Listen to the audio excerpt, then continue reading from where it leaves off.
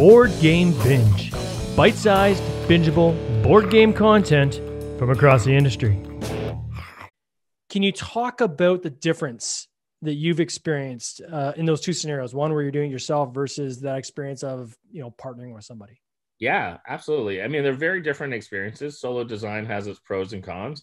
I'm a big proponent of co-design, and majority of the time I try to co-design. I try to find someone that I can riff with, that I can bounce off of. But I think just like musicians, like you can find an incredible musician, but you might not kind of jam well together. Yeah. And so there's the same kind of thing that you kind of have to find the chemistry, and then even find like if you're productive, because you might be very talented and they might be very talented, and it just might not work. So I've thankfully found a few people, and once you've kind of experienced a good thing, you know what you're looking for. Yeah. It's hard to describe.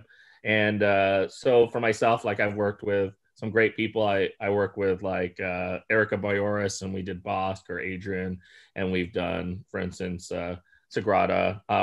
More recently, I've been working with a few other new designers like Justin Aram. I'm having a lot of fun working with Adam Singer, who was previously on the show. We've been doing some design work as he's part of Evergreen, and Sylvain Plante, another kind of legendary game designer in Ontario. He makes some of the best prototypes anyone has ever seen. So I enjoy finding someone who complements and also challenges kind of the process, might ask different questions than I naturally would.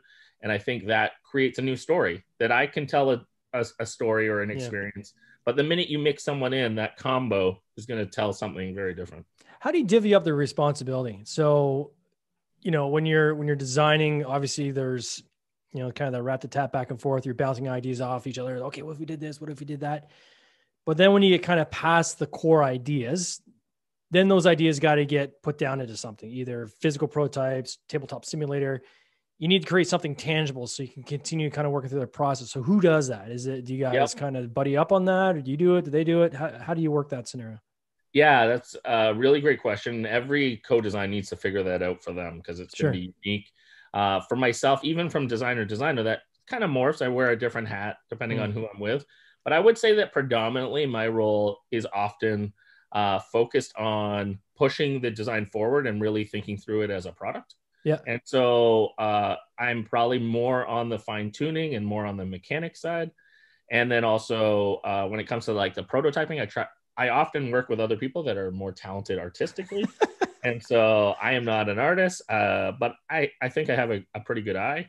And so prototyping often falls to my co-designer to kind of try to flesh it out. But I'm very decisive and very like, I like this, I don't like that.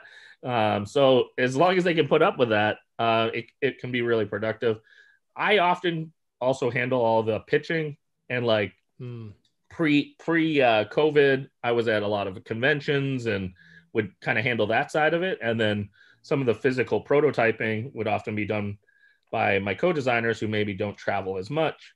And so that also kind of shares like the load and responsibility there. Board Game Binge. Bite-sized, bingeable board game content from across the industry.